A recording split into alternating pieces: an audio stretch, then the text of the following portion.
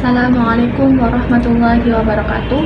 Perkenalkan, nama saya Isriana Nur Subahi, Prodi Pendidikan Agama Islam semester 6A. Di sini saya akan menerangkan tentang perbedaan kurikulum Merdeka Belajar dengan kurikulum sebelumnya. Kurikulum Merdeka Belajar saat ini sudah diterapkan di dunia pendidikan nasional pada tahun 2022/2023. Para pelajar SMA atau sederajat sudah tidak di kotak-kotakan lagi, seperti peminatan IPA, IPS maupun bahasa. Ini semua berkat adanya kurikulum Merdeka Belajar yang sudah diatur dalam keputusan Kemendikbudristek nomor 162/M/2021 tentang sekolah penggerak. Lalu seperti apa gambaran umum tentang penerapan kurikulum Merdeka ini dan apa perbedaannya dengan kurikulum sebelumnya? Simak uraian penjelasan berikut ini. Menurut Badan Standar Nasional Pendidikan atau BSNP, pengertian kurikulum Merdeka adalah suatu kurikulum pembelajaran yang mengacu pada peminatan bakat dan minat siswa. Para pelajar, baik siswa maupun mahasiswa, dapat memilih pelajaran apa saja yang ingin dipelajari sesuai dengan bakat dan minatnya. Kurikulum atau program Merdeka Belajar ini diluncurkan oleh Kementerian Pendidikan, Kebudayaan, Riset dan Teknologi atau Kemendikbudristek Nadiem Makarim sebagai bentuk evaluasi kurikulum Merdeka dengan kurikulum 2013. Sebelumnya, kurikulum ini disebut juga dengan kurikulum prototipe, yang merupakan salah satu bagian dari upaya pemerintah untuk mencetak generasi penerus yang lebih kompeten dalam berbagai bidang.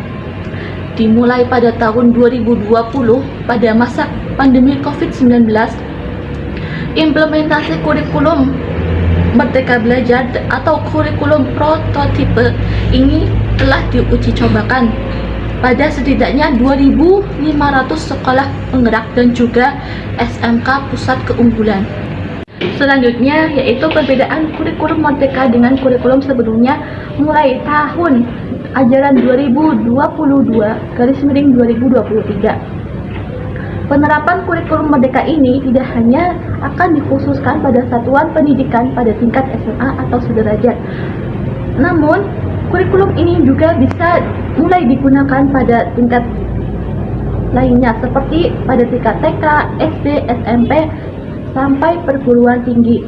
Tentunya penerapan kurikulum ini memiliki perbedaan pada masing-masing jenjangnya.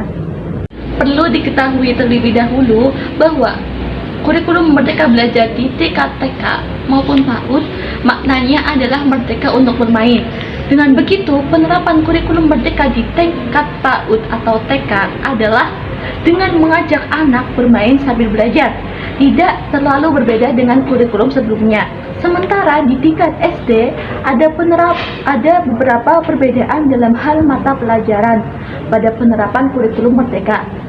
Di antaranya adalah penggabungan mapel IPA dan IPS menjadi satu, yaitu ilmu pengetahuan alam dan sosial, serta menjadikan bahasa Inggris yang sebelumnya merupakan mapel muatan lokal atau mulok sebagai mapel pilihan. Pada tingkat SMP hampir sama dengan tingkat SD. Panduan kurikulum Merdeka Belajar di tingkat SMP juga terdapat perubahan status beberapa mapel.